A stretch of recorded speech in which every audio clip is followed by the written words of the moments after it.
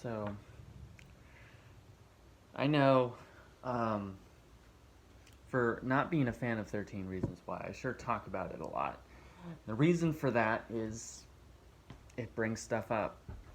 But anyway, I thought I was done, and I really wanted to be done, but a person asked me a question this last couple weeks, um, and it's, what if Bryce Walker was in your youth group?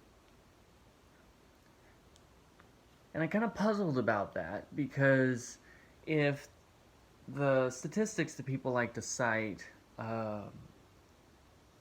probably is. I mean, so the youth groups I've worked in, um, statistically, which statistics don't necessarily predict the actual reality, just the likelihoods of reality. So maybe there is, maybe there wasn't. But question is, if Bryce Walker was attending my church Bible study, what would I do? Or how would I respond? And I think this breaks down into multiple levels. First off, just the lifestyle that they portray Bryce Walker having first, second seasons, he's not going to my youth group. And the reason I say that is there's nothing about his life that would indicate he or his family would ever attend church on a regular basis. There's nothing to suggest that they would have any interest in doing so. So no, they don't. Now, just because his dad's a hard-charging business mogul doesn't mean they wouldn't go. It's pretty common for kids to go to end up in VBS, winter camp, summer camp, all that stuff solely so their parents can just get rid of them for an extended period of time, have free babysitting on a weeknight and so forth. So, but the idea that his dad, his mom would turn to the church for those things is unlikely because they have the resources available where they could just send their kid to football camp in the summer. They could send them to pitching clinic or what. Like they could do those kind of things instead. Unlikely that they would turn to something that has that moral entrenchment to it because of the other aspects of their life that would conflict with. So, all right. So first off, he's not. But let's, for the benefit of the doubt, let's say, yeah, Bryce Walker is attending my youth group and interacting with him on a regular basis. Because of the way he is, he's not going to be a fringe kid. He's going to be in the middle of stuff.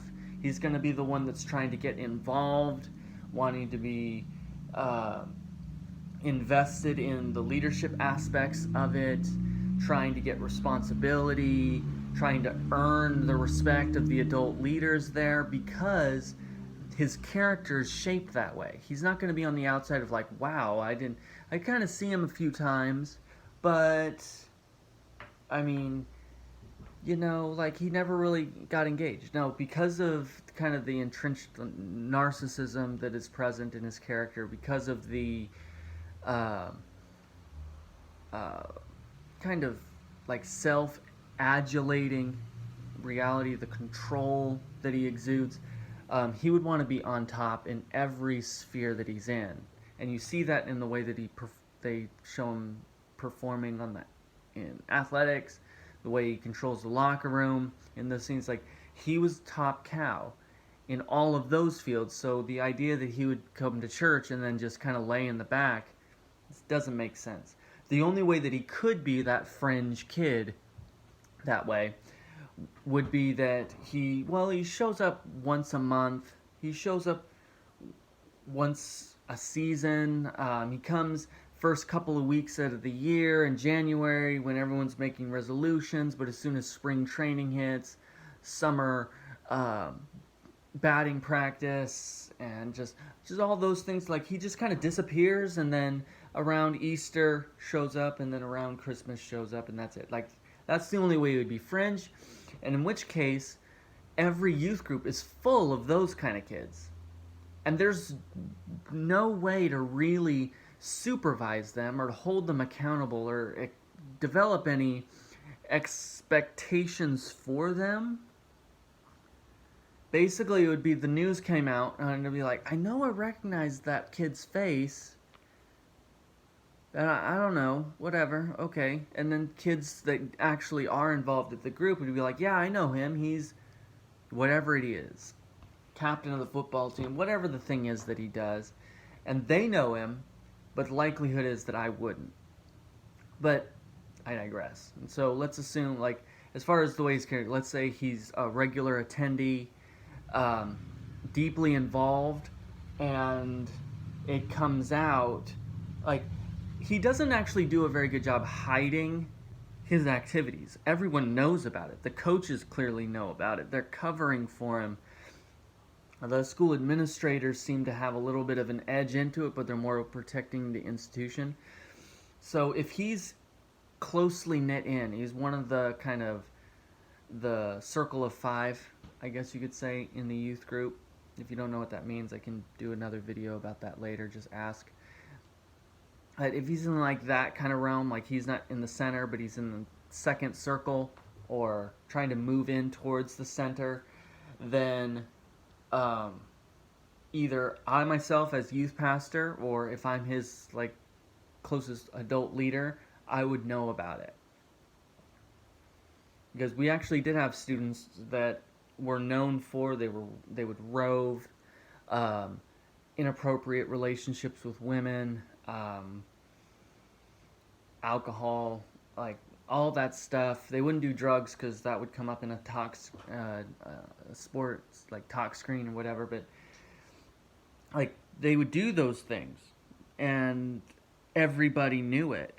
And so I would call them like, you need to not do this. You need to cut porn as well. Like that was a thing that does and often come up still.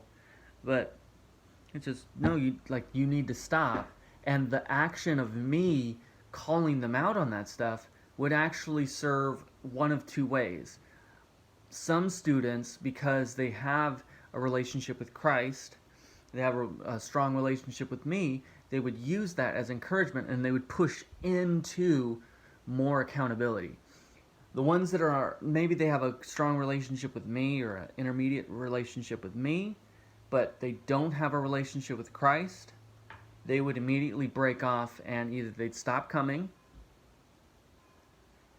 they would recede out into the further circles, they would just kind of move to that fringe, or they would purposefully avoid.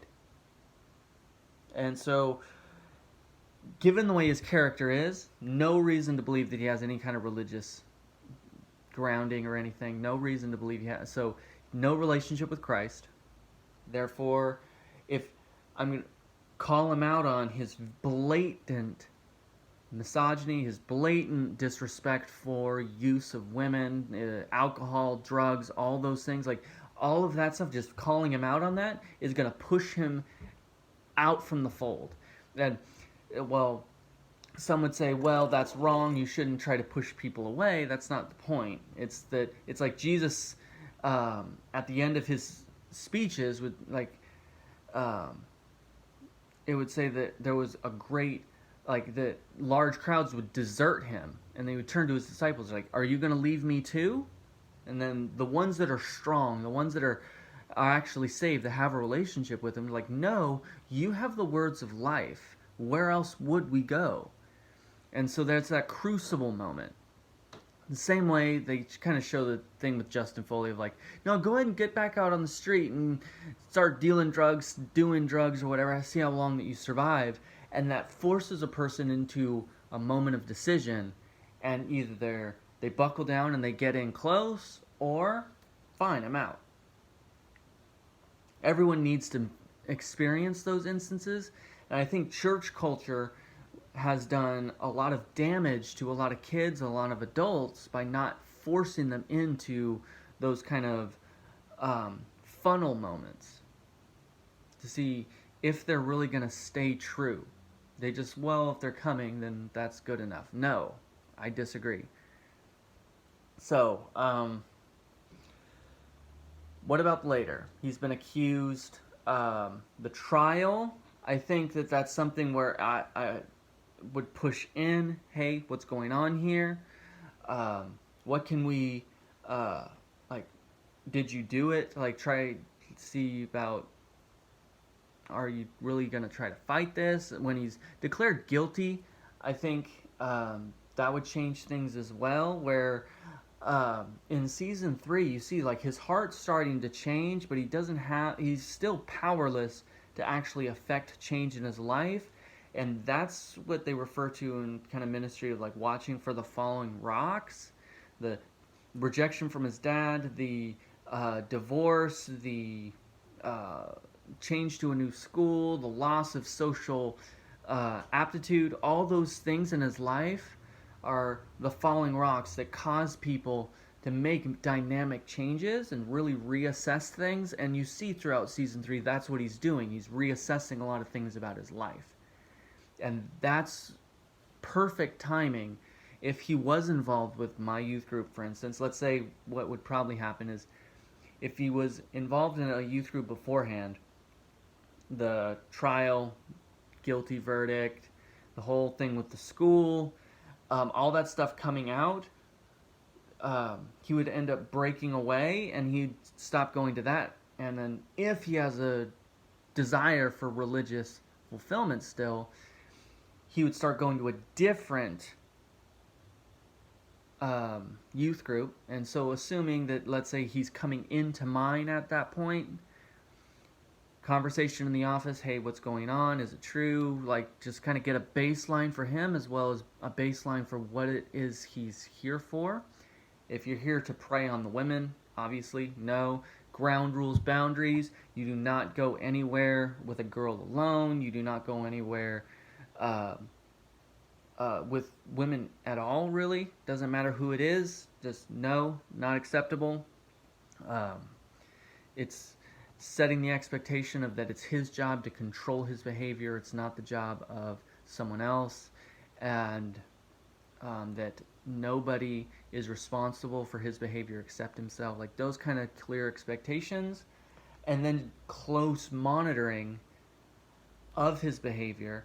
And then also kind of probably do a little bit of a town hall to discuss with some of the parents of this is happening. Close monitored kind of curriculum or regimen as far as his behavior and his expectations. And basically caution towards everyone, like do not be alone with him, don't try to confront him, don't do those things. We want to try to bring him in while keeping everyone safe. So that's if Bryce Walker was my one of my youth students. And so if you have questions, maybe even if you have had somebody that's been found guilty or been accused, love to hear those stories or things that maybe you did or things that you think you would have done differently. So, peace.